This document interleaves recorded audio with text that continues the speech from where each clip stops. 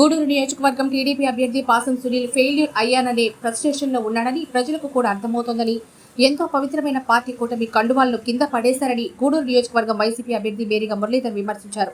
సునీల్కు ఆర్భాటం ఎక్కువ, పనితనం శూన్యం అంటూ ఎద్దేవా చేశారు. సునీల్ తన అంచనాలకు సరిపడని అంటూ విమర్శలు చేశారు. గూడూరు రూరల్ పరిధిలోని పాలిచెర్ల, రాజుపాలెం, బెడిచెర్ల, కొండాగుంట, కందుకూరు తదితర గ్రామాల్లో వైసీపీ అభ్యర్థి మేరిగా మురళీధర్ స్థానిక నేతలతో కలిసి ఎన్నికల ప్రచారం విస్తృతంగా నిర్వహించారు. ఈ ప్రచారంలో మండల నాయకులు మద్దాల నరేంద్రారెడ్డి, సునీల్ రెడ్డి, ఎంపీపీ గురవయ్య, మల్లు విజయ్ కుమార్ రెడ్డి, స్థానిక నాయకులు పాల్గొన్నారు.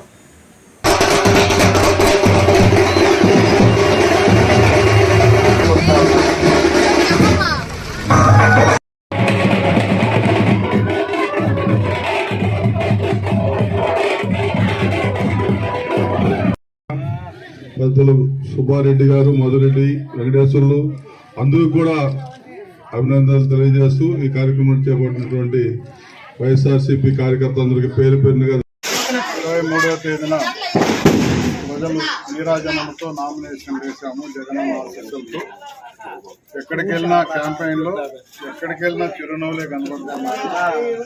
ప్రతి ఒక్కరు ప్రజలంతా కూడా దృఢ సంకల్పంతో ఉన్నారు. ఆయనే మా నమ్మకం, ఆయనే మా భవిష్యత్తు అంటూ ఎక్కడికి వెళ్ళినా మంచి ఆదరణ కనబడుతుంది. ముఖ్యంగా మహిళల్లో అయితే చాలా గొప్పగా మరి జగనన్నకి నీరాజనాలు పలుకుతున్నారు. నిజంగా చాలా సంతోషం వేస్తుంది. రాజకీయ నాయకుడిగా, యువ నాయకుడిగా వచ్చి ఈ 5 సంవత్సరాల్లో ఎంత గొప్పగా ఎదిగిపోయాడు జగన్మోహన్ రెడ్డి గారు అనేది నిజంగా మా అందరికీ గర్వంగా అనిపిస్తుంది.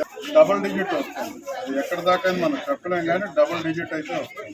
రేపు తెలుస్తుంది కదా. నేను ఆయనతో అన్ని విషయాలు చెప్పాను. ఏ విషయాలైనా నాతో పోటీ పడగలుగుతారా అని చెప్పి మాట్లాడారు. నామినేషన్లో ఫెయిల్యూర్ అయినాడు. నేను సాధికారత మీటింగ్ పెట్టి 15,000 మందితో మా వాతావరణం సృష్టించుకున్నాను. అదే రకంగా ఒక అఫిషియల్ మీటింగ్ పెట్టాలంటే జనార్దన్ రెడ్డి గారి విగ్రహం తర్వాత 10,000 మందితో మరి మేము ఆ రోజు అఫిషియల్ మీటింగ్ పెట్టాము. గూడూరు రూరల్లో ఆత్మీయ సమావేశం 3,000తో పెట్టాము. ఎక్కడ పోటీ పడడం లేదు. అసలు లోకల్ అని మాట్లాడతారు. నాన్ లోకల్ క్యాండిడేట్ని గంగా ప్రసాద్ గారిని ఆయన తీసుకొని వచ్చి మరి చెప్పడం అనేది ప్రజలు అర్థమైంది. మాటలకి చెప్పడమే తప్ప మాటల్లో పసలేదు, చెప్పేది ఒకటి చేసేది ఒకటి అని ఒక నిర్ధారణ వచ్చింది. లోకల్ ఫీలింగ్ ఉంటే లోకల్ లీడర్లు ఎక్కాలి కదా. మరి నేను లోకల్ లీడర్ అందరూ ఎక్కేటట్టు ప్లాన్ చేసుకున్నాను. నాకు తెలిసినంత వరకు నా అంచనాలకు అతను సాలుడు, నాకు జూనియరే అతను, నా అంచనాలకు అతను సాలుడు అనే ఆలోచనతో ఉన్నాను. నా ఆలోచన ప్రకారం నేను ముందుకెళ్తున్నాను. 18 నుంచి నాకు ఈ గూడూరు కాన్స్టిట్యున్సీ 10 ఏళ్ళుగా నాకు గూడూరు కాన్స్టిట్యున్సీ అందరితో టచ్ ఉన్నాయి, ఆలోచనలు ఉన్నాయి. నా ఆలోచనలు వాళ్ళు గౌరవించి నాకు టికెట్ తెచ్చిచ్చింది మా నాయకత్వం, మా పార్టీ శ్రేణులే నాకు టికెట్ తెచ్చారు.